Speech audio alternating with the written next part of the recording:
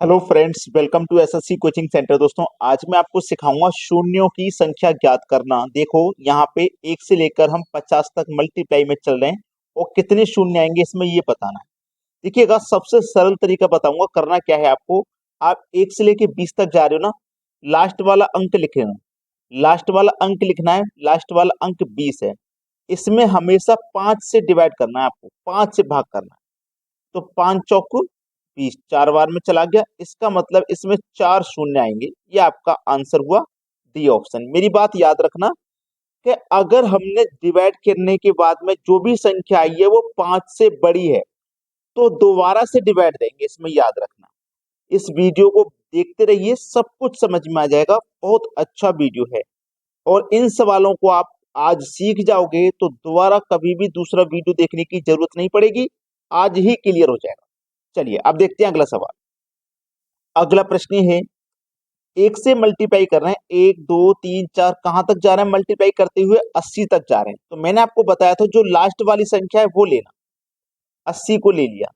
हमेशा 5 से भाग करना, तो 5 से भाग करेंगे 16 बार में चला जाएगा, 16 पंजे 80। लेकिन ये जो 16 है ये 5 से अभी बड़ा है, 5 से भाग जा सकता है इसमें। जब जा सकता है तो भाग देना पड़ेगा। याद रखना मेरी बात को, मैंने क्या बताया, अगर 5 से भाग जा सकता है तो देना पड़ेगा। तो 5 दिया 15, एक शेष बचा ना। शेष फल से कोई मतलब नहीं है, कितनी बार भाग चला के वो देखिए। 16 बार भाग यहाँ गया था, 3 बार यहाँ गया है, दोनों को जोड़ दो।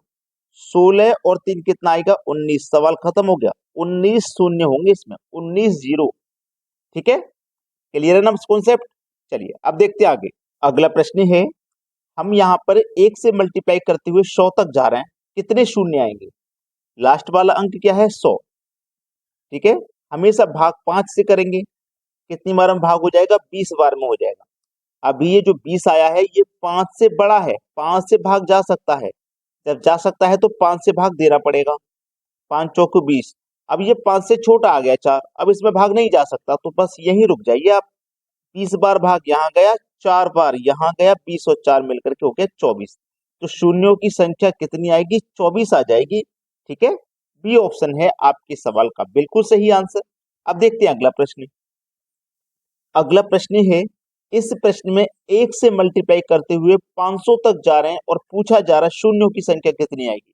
तो अंत वाली संख्या हमारे पास 500 है, इसमें भाग 5 से देना है, तो कितनी बार में भाग जाएगा? 100 बार।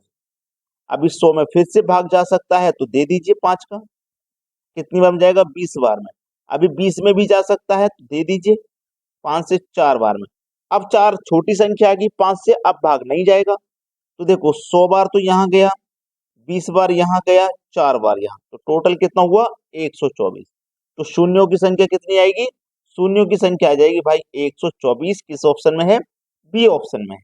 ये आपके सवाल का ना बिल्कुल सही जवाब है। अब देखते हैं आगे। अगला प्रश्न है, अब यहाँ पर 2 गुने 4 गुने 6 गुने 8। आप ध्यान से देखोगे, अभी तक हमने जो सवाल देखे थे ना उनमें लगातार संख्या थी, 1 से स्टार्ट हो रही थी, लेकिन ये सम संख्याएं हैं, है ना, ये सम संख्या है। तो कोई फर्क नहीं पड़ेगा। याद रखना मेरी बात को, ऐसा ट्रिक बताऊंगा कि आपके ऊपर कोई फर्क पड़ेगा ही नहीं। ठीक है, कोई फर्क नहीं पड़ेगा। देखो कैसे, 2 4 6 8, कहां तक जा रहे हैं हम? 100 तक जा रहे हैं। तो देखो, जब हम 1 से लेके 100 तक जाते थे तो हम लास्ट वाली संख्या 100 रखते थे। क्यों रखते थे? 1 से लेके 100 तक 100 संख्या हो गई। जब हम 500 तक गए तो 1 से लेके 500 तक 500 संख्या हो गई ना, जब हम 500 रखेंगे यहाँ पे। लेकिन जब हम 2 से लेके यहाँ 100 तक जा रहे हैं तो संख्या हमारी अगर सबको जोड़ेंगे तो 50 ही तो निकलेंगी। भाई ये सम संख्या कितनी होंगी? 50 ही तो होंगी। ठीक है, तो हमें यहाँ पे 100 नहीं रखना, 50 रखना है। भाई देखो, जब 1 से लेके हम 100 तक जाएंगे तो 100 संख्या होंगी, लेकिन जब हम सम संख्या बात करेंगे तो यहाँ पे 50 संख्या होंगी सम। तो 50 संख्या होंगी तो 50 रखना। डिवाइड हमेशा 5 से करना, 10 बार में डिवाइड हो जाएगा। अभी भी 10 में भाग जा सकता है तो दे दीजिए। कितनी बार जाएगा? 2 बार। तो 10 ये 2 ये मिलके कितना हो गया? 12। सवाल खत्म हो गया। बी ऑप्शन आपके सवाल का ना सही आंसर है। बात समझ में आ गई है ना सभी को कि अब आपकी जब सम संख्या रहेंगे तो कितनी सम है वो? 2 से लेके 100 तक जाओगे तो 50 सम बैठेंगे, 500 तक जाओगे तो 250 सम बैठेंगे। क्लियर है ना? चलिए अब देखते हैं अगला प्रश्न। अगला प्रश्न है, 1 गुने 3 गुने 5 गुने 7 गुने 79 गुने 99। अब यहाँ पे ध्यान से देखिएगा, ये सभी विषम संख्या हैं। ये सभी क्या है, विषम संख्या, और इसमें हमें शून्यों की संख्या बतानी है कितनी आएगी। तो भाई यहाँ पे 12 10 8 कुछ नहीं आएगी। डी ऑप्शन हो जाएगा सही जवाब। क्यों हो जाएगा समझ लीजिए। देखो, विषम संख्या का मल्टीप्लाई विषम संख्या में करने से कभी भी शून्य नहीं आता। जैसे 5 सत्ते 35 आ जाएगा, ठीक है, 3 पंजे 15 आ जाएगा। और भी आगे कर लो, 7 के बाद 9 आएगा, तो 7 के बाद 9 आएगा ना, यहाँ पे विषम, 7 3 63 आ जाएगा। 9 के बाद देखो 11 आएगा, तो 9 गुना 11 कर लो, 11 से 9 से मल्टीप्लाई करोगे 99। कभी भी शून्य नहीं मिलेगा। एक विषम संख्या का मल्टीप्लाई विषम संख्या में करने से कभी भी शून्य नहीं मिलेगा, याद रखना। तो नन ऑफ दिस इसका बिल्कुल सही जवाब हो जाएगा। अब देखते हैं आगे। अगला प्रश्न है, 1 का स्क्वायर, 2 का स्क्वायर, 3 का स्क्वायर, 4 के स्क्वायर, कहां तक जाना है, 10 के स्क्वायर तक जाना है। इसमें हमें शून्यों की संख्या बतानी है कितनी है। देखो, अगर ये स्क्वायर नहीं होता तो हम 1 से लेके 10 तक जा रहे हैं, लगातार संख्या है ना। कहां तक जा रहे हैं, 10 तक। 1 से लेके 10 तक 10 संख्याएं होंगी, और भाग कितने से करेंगे, हमेशा 5 से करेंगे।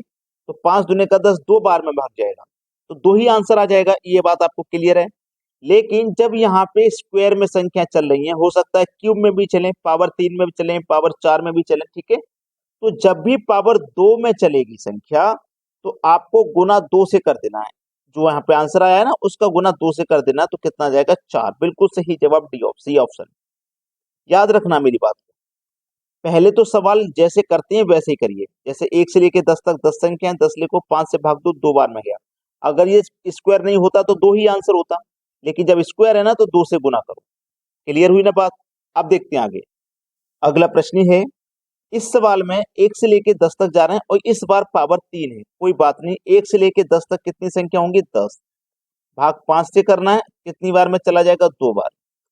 पिछले क्वेश्चन में देखो पावर 2 थी, तो हमने यहाँ पे 2 से गुना किया था। इस बार पावर 3 है, तो गुना 3 से करेंगे, तो 2 3 6। ये आपके सवाल का हो गया सही जवाब, 6, पहला ऑप्शन। अगर यहाँ पे 3 की जगह 4 पावर होती है, तो यहाँ 4 से गुना करते, 5 पावर होती 5 से गुना करते, 2 पावर होती 2 से गुना करते। क्लियर है ना सभी को बात। अब देखते हैं अगला सवाल।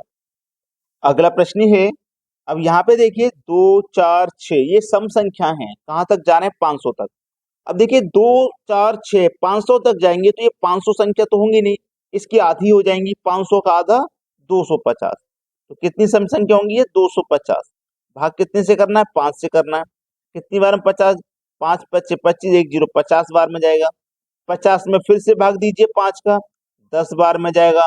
और 10 में फिर से भाग दीजिए 5 का, तो ये 2 बार में जाएगा। 50 और 10 60, 60 और 2 62। सवाल खत्म हो गया। यानी कि बी ऑप्शन है आपके सवाल का बिल्कुल सही जवाब। आपने अगर वीडियो को भी लाइक नहीं किया ना, सभी बच्चे लाइक करें और शेयर भी करें, और कमेंट में हमें बताएं कि आपको हमारे वीडियोस कैसे लगते हैं। ठीक है दोस्तों, धन्यवाद।